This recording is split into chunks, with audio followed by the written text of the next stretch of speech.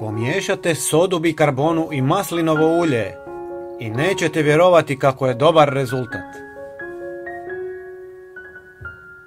2 šalice tople vode.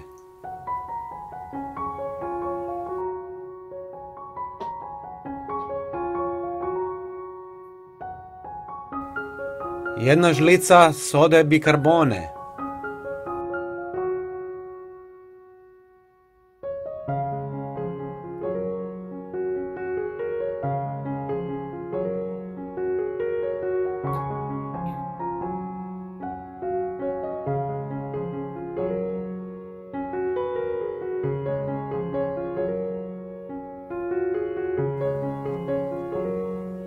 Jedna žlica najjeftinijeg maslinovog ulja.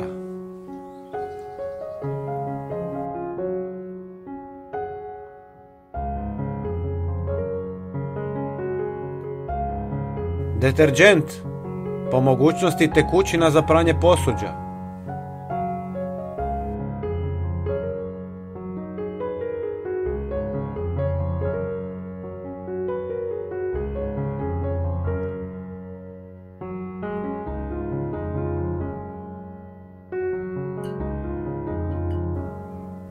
Vrlo dobro promiješajte.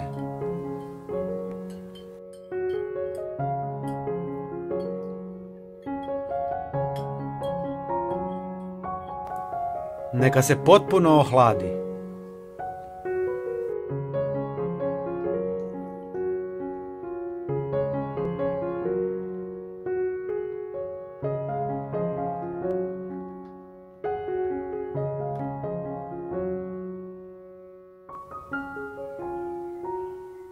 Gospodo, pogledajte i naš sljedeći koristan video koji se nalazi na vašem ekranu.